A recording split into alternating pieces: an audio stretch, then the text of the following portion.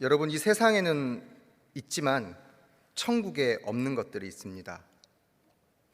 이 세상에는 있는데 천국에는 없는 것들, 생각해 보셨습니까? 성경에 나와 있더라고요. 요한계시록 21장 3절과 4절 말씀을 보니까 이렇게 기록되어 있습니다.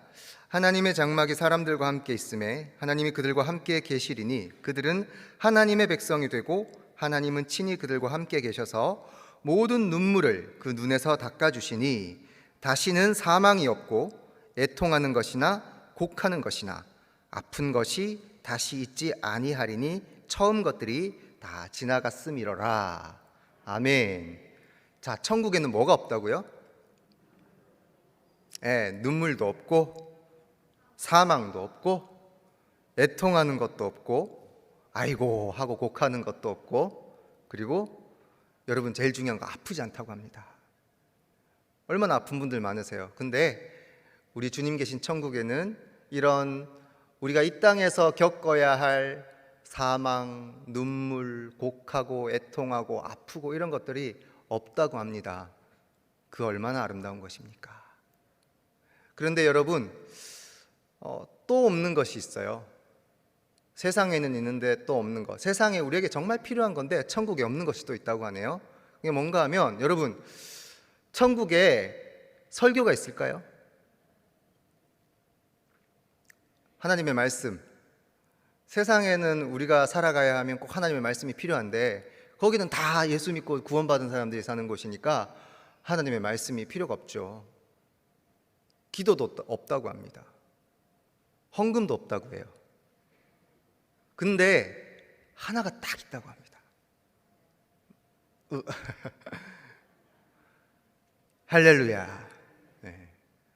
찬양은 있습니다. 거기는 할 게 찬양밖에 없대요. 여러분 찬양 좋아하시죠? 네. 거기는 그냥 찬양만 하면 된다고 합니다. 하나님 앞에 찬양하고 여호와를 찬양하고 예수 그리스도를 찬양하고 그냥 찬양만 하면서 산대요. 얼마나 좋은 그곳입니까?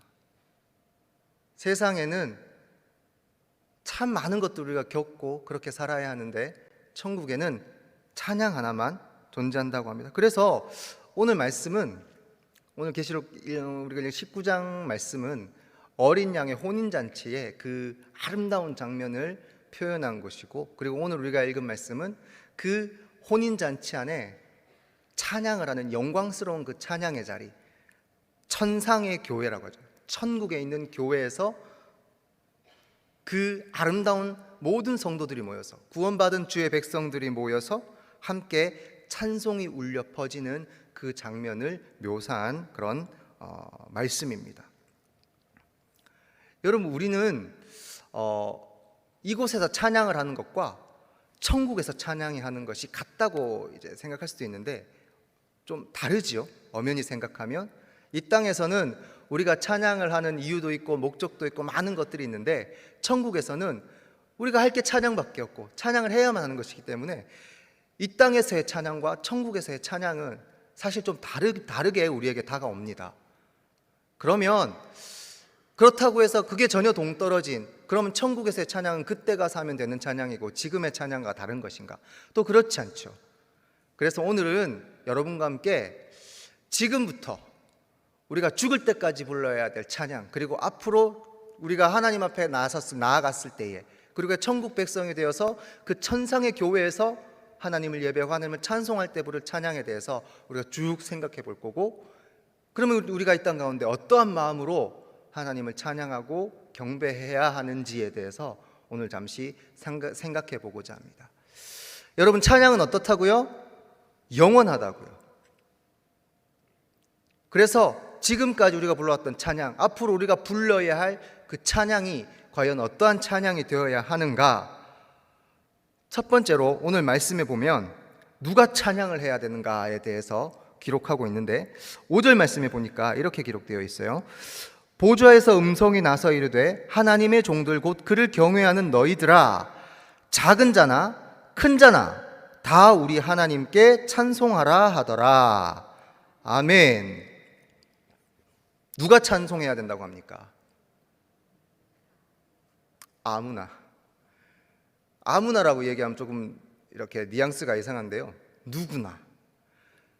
작은 자나 큰 자나 남자나 여자나 나이가 많든 나이가 적든 상관없습니다. 무조건 하나님을 찬송해야 한다고 합니다. 그런데 그렇게 누구나 다 찬송을 한다고 해서 그것이 다 찬송이 될 수 있는 것인가? 여러분, 이 말씀 우리가 조금 더 깊이 생각해 봐야 합니다.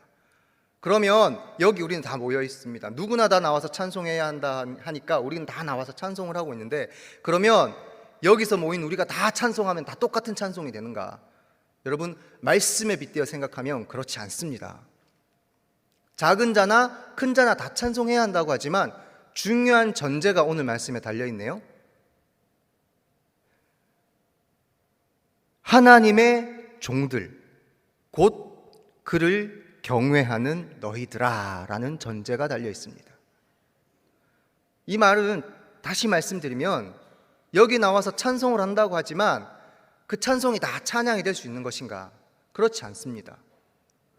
오직 하나님께서 인정하시고 하나님께서 받으시는 찬송은 하나님의 종들, 하나님을 경외하는 자들의 찬송을 하나님이 받으십니다. 그러면 내가 여기 앉아서 예배 시간에 있다고 하더라도, 내가 우리 수요일부 찬양팀이 열심히 찬양했는데 그 찬양의 시간에 내가 열심히 찬양했다고 해서 그것이 다 찬양으로 되는 것인가? 이 자리에 있다고 해서 내가 다 하나님을 예배하는 것인가? 그렇지 않습니다. 하나님은 우리의 중심을 보시기에 그가 하나님을 경외하는가? 다시 말씀드리면 하나님을 사랑하는 마음으로 찬양하고 있는가? 하나님을 정말 전심으로 하나님을 온전하게 예배하기 위하여 이 자리에 나온 자들인가? 하나님은 그것을 보시고 찬양을 하는가? 아니면 그냥 이 자리에 나와만 있는 것인가를 우리 주님은 명확하게 판단하신다는 거죠. 누구나 찬양할 수 있습니다. 그러나 그것이 다 찬양이 될 수는 없는 것이죠. 그래서 우리의 중심이 중요하고 우리가 얼마나 하나님을 사랑하는가가 중요한 것이죠. 이것이 여러분 믿음이고 믿음의 고백이고 믿음의 찬양이라는 것입니다. 이 믿음의 고백, 이 하나님을 전심으로 정말 사랑해서 찬양하는가, 하나님을 정말 사랑해서 예배하는가, 그렇지 않는가에 대한 삶의 결과는 너무나 달라집니다. 제일 우리가 잘 알 수 있는 성경의 예가 우리 사독과 아비아달이라는 제사장의 삶을 통해서 우리는 잘 알 수 있습니다. 열왕기상 1장 2장에 나오는 이야기인데요, 다윗 시대에, 다윗의 말년에 제사장 2명이 있었습니다. 사독과 아비아달이라는 제사장이 있었습니다. 그런데 두 사람의 삶의 모습은 마지막에 전혀 상반된 결과를 맞이하게 됩니다. 왜냐하면 사독이 하나님을 대하는 마음과 아비아달이 하나님을 대하는 마음이 달랐기 때문입니다. 사독은 우리 비느하스의 후손입니다. 비느하스란 사람은 약 500년 전, 사독 제사장의 500년 전에 있었던 사람인데, 이 비느하스는 성경에 보면 하나님이 미워하는 것을 미워했던 사람이다라고 그렇게 이야기하고 있습니다. 이 비느하스의 신앙이 그대로 사독 가문으로 전수가 되었고, 이 사독은 하나님을 정말 사랑했고 하나님을 경외한 그런 제사장이었습니다. 그런데 이 아비아달이라는 제사장은 좀 달랐습니다. 아비아달은 여러분 잘 아는 엘리 제사장 있죠. 엘리 제사장의 후예입니다. 그런데 그 엘리 제사장이 어떤 사람이었습니까? 엘리 제사장의 아들들이 있었죠. 똑같이 성전에서의 임무를 수행했는데 이 아들들이 얼마나 가증한 일을 행했습니까? 하지 말라는 것만 골라서 했던. 그러나 이 엘리 제사장은 하나님보다 아들들이 더 소중했던 사람이었습니다. 이 믿음의 그런 그의 신앙이 그대로 그 가문으로 이어져 내려왔죠.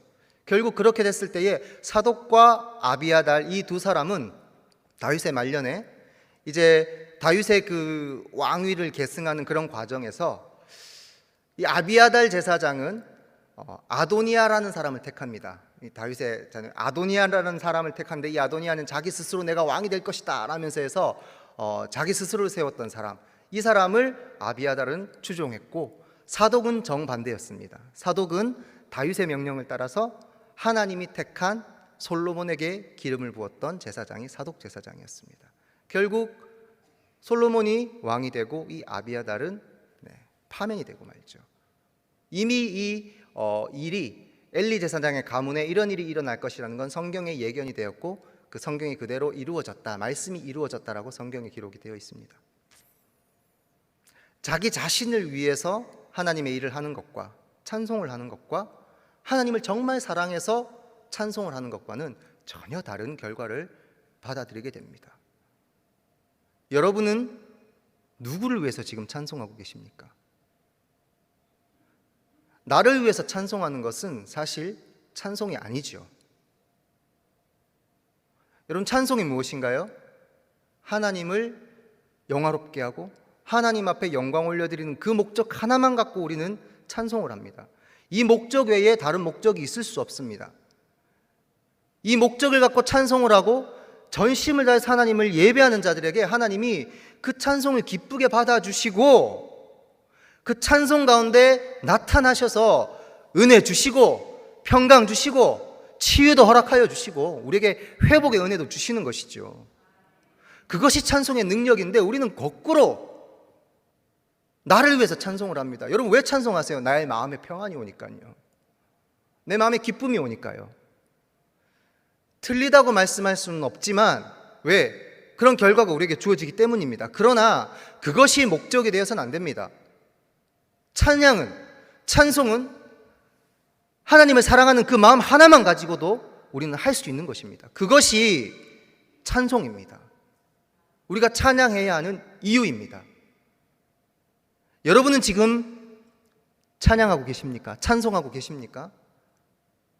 무언가 바라고 나에게 주어질 것들을 생각해서 하나님을 예배하고 찬양뿐만이 아니라 여러분들이 속해 있는 모든 공동체 안에서의 사역들도 마찬가지로 어떤 목적과 나에게 주어질 것들을 생각하면서 하나님의 일을 하고 계시지는 않은지 우리는 돌아보아야 하죠.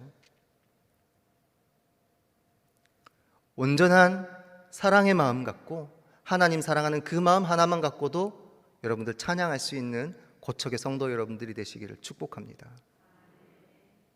그러면 하나님이 부어주세요. 전혀 다른 인생의 결말을 여러분들에게 이끌어 주십니다. 우리는 그리하지 아니하실지라도 나는 하나님 사랑하는 그 사랑하는 마음 하나만 갖고도 주님 예배하고 주님 찬송할 수 있습니다. 그러한 믿음의 고백으로 나아갈 수 있는 우리 고척의 성도 여러분들이 되시기를 소망합니다. 자, 그러면 우리가 그렇게 하나님만을 사랑하는 마음으로 찬양한다면 어떤 찬송을 하나님께 올려드려야 하는가, 여기까지 우리가 한번 생각해 볼 건데요. 어떻게 우리가 하나님을 찬송하고 무엇으로 하나님을 찬송해야 하는가, 이 말씀은 에베소서 5장 19절 말씀을 통해서 한번 생각해 보겠습니다. 제가 에베소서 5장 19절 말씀을 읽어드리겠습니다. 시와 찬송과 신령한 노래들로 서로 화답하며 너희의 마음으로 주께 노래하며 찬송하며. 아멘. 사도 바울은 이렇게 이야기를 합니다. 우리가 드려야 할 찬송이 어떤 찬송이 되어야 하는가? 시와 찬송과 신령한 노래들로 서로 화답하라 라고 그렇게 이야기합니다. 여러분 가운데 임영웅 씨 통해서 은혜 받는 분들 참 많은 줄 알아요. 우리 미스터 트롯에 나오는 임영웅 군 아시죠? 남자가 봐도 정말 그럴듯한 것 같습니다. 키도 크고 수트팔, 깔끔하고 노래 한번 딱 부르면 우리 어머님들의 눈망울이 막 이렇게 달라진 그런 임영웅 군을 딱 보면, 야, 여러분 마음이 막 이렇게 뭐라 그러죠? 위로가 된다는 이야기도 많이 들었습니다.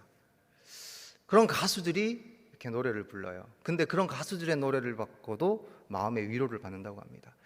여러분, 얼마 전에 참 안타까운, 우리 젊은 우리 세대들에게는 안타까운 소식이 있었습니다. BTS가 여러분 이제 단체 활동을, 그룹 활동을 중단한다고 합니다. 우리 아미들에게는, 그리고 우리 젊은 청소년들에게는 얼마나 참 비통한 소식이겠어요. 여러분, BTS가 얼마나 대단한 그룹인지 말로만 들으셨지 잘 모르실 것 같아서 제가 잠깐 조사해 봤는데요. BTS 팬들이 전 세계 팬들만 정확한 추정치는 아니라고 합니다. 더 많다고 하는데요, 한 4천만 명 된다고 합니다. 4천만 명. 우리 성도님들은 안 놀라시는 은사가 있으세요? 전혀 안 놀라세요. 4천만 명이면 여러분 우리나라 인구 거의 맞먹지 않습니까? 4천만 명. 그래서 그 BTS 팬들 아미라고 하죠. 4천만 명이나 되니까 그냥 아미네이션이라고 합니다. 한 국가라 생각할 정도로. 그 정도로 영향력이 있는, 뭐 사람에게 어떤 문화적인 영향력뿐만이 아니라 경제적인 파급력도 엄청난 것이죠. 이 BTS라는 그룹이. 그 BTS에 열광하는 막 그런 우리 젊은 세대들을 보면 얼마나 가수들이 그렇게 영향력이 많습니까? 열광을 하죠. 수천만 명이. 이명웅, 뭐 영탁, 찬원, 뭐 이런 아이들한테, 이런 막 가수들한테 막 이렇게 열광하고, 또 그분들한테 감동받고 눈물 흘리고 이런 모습을 바라보게 되면 이런 생각해봐요. 아, 우리 이명웅 군이 하나님 찬양하면 얼마나 더 은혜로울까. BTS가 나와서 막 신나게 하나님 찬양하면 이야, 대단할 텐데. 예전에 그 슈퍼주니어가 아주 먼 옛날 하늘에, 이거를 콘서트에서 부르는 걸 봤습니다. 근데 그 콘서트에 수만 명이 모이는데 그거를 다 따라 부르고 앉아 있어요. 아마 모를 거야, 이게 뭐 가스펠인지는 알겠지만, 근데 그걸 따라 부르고 있더라고요, 팬들이. 야, 이런 것들을 봤을 때에 얼마나 대단한 광경일까, 얼마나 참 좋을까, 이런 것들을 또 생각해 보게 됩니다. 그런데 여러분, 세상 사람들도 그런 가수들의 노래를 통해서 위로받고 평안을 얻는다고 합니다.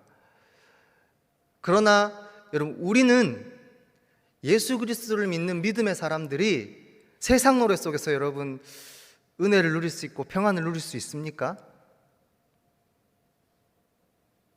동의 안 하시는 분들이 계시는 것 같아요. 나는 누렸는데.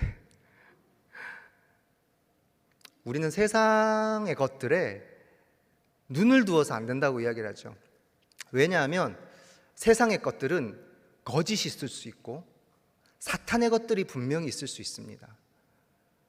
그게 가장 위험하고 가장 좀 안타까운 게, 우리 특히 청소년들, 무분별하게 음악을 접하고 세상 음악을 접하는 우리 청소년들은 사실 그 노래가, 그 가사 안에 욕도 들어있고요, 폭력도 들어있고, 뭐 저항, 반항 이런 거를 저항하고 막 이런 것들에 대한 그런 것들을 포장해서 막 폭력성, 선정성 이런 것들이 가득 들어있는 그런 노래들을 우리 청소년들이 지금 무분별하게 접하고 있죠.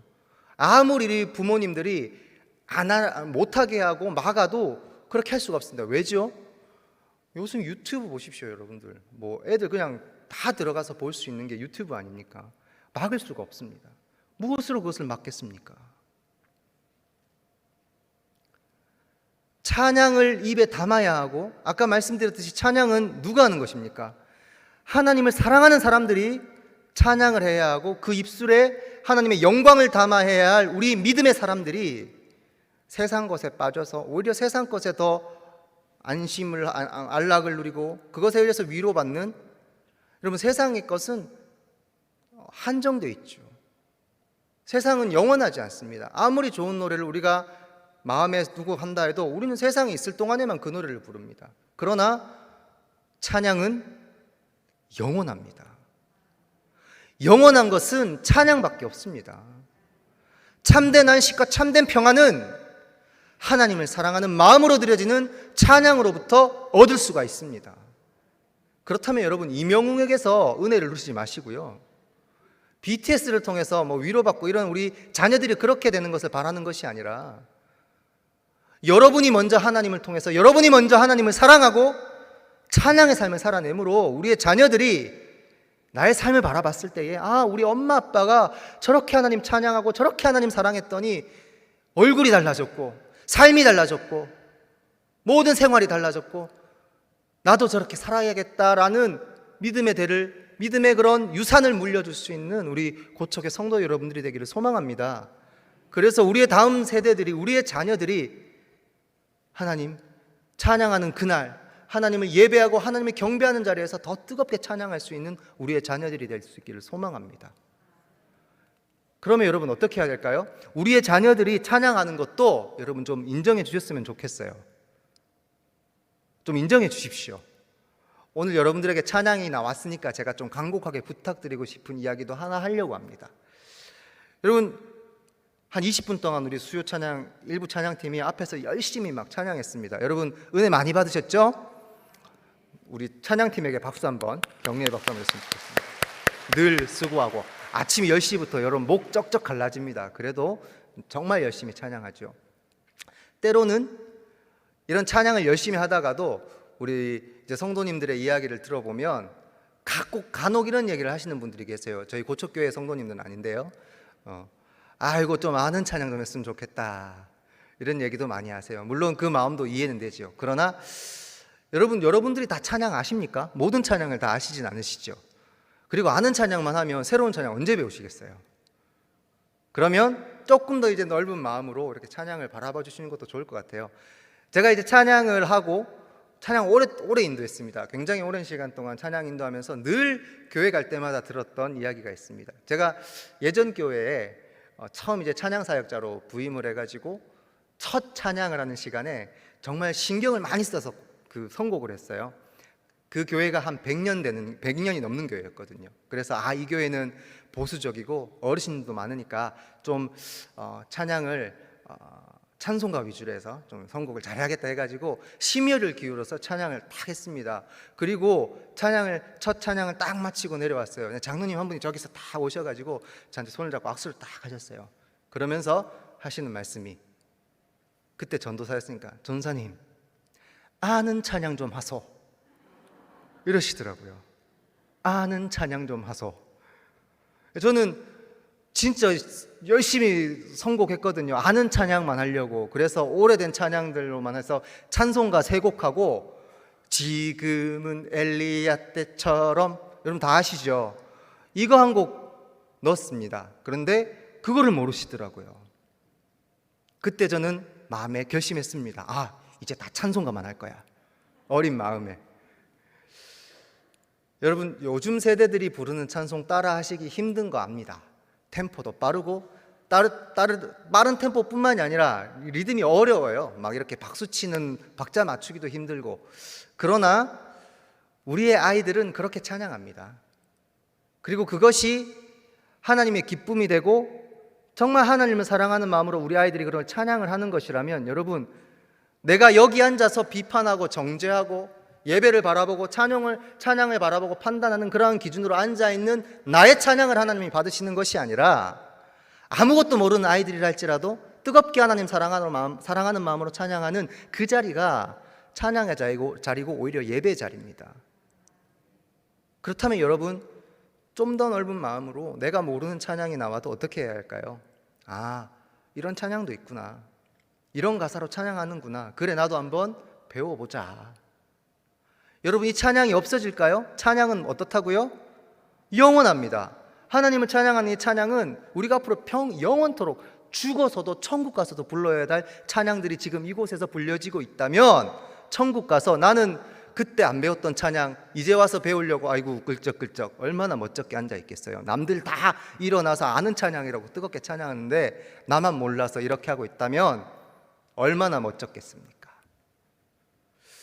우리 사랑하는 고척 성도 여러분, 영원한 찬양 하나님 앞에 나아갔을 때에 그 찬양의 자리가 하나님을 사랑하는 마음만 있다면, 내가 모르는 찬양이라도, 내가 좀 어려운 찬양이라도 우리는 그 찬양 안에 빠져들 수 있습니다. 함께 예배할 수 있습니다. 우리 그 마음 갖고 여러분 찬양했으면 좋겠어요. 이렇게 찬양하면, 이렇게 찬양을 부르면 이 찬양을 부르는 성도님들에게 분명히 따라오는 축복이 있습니다.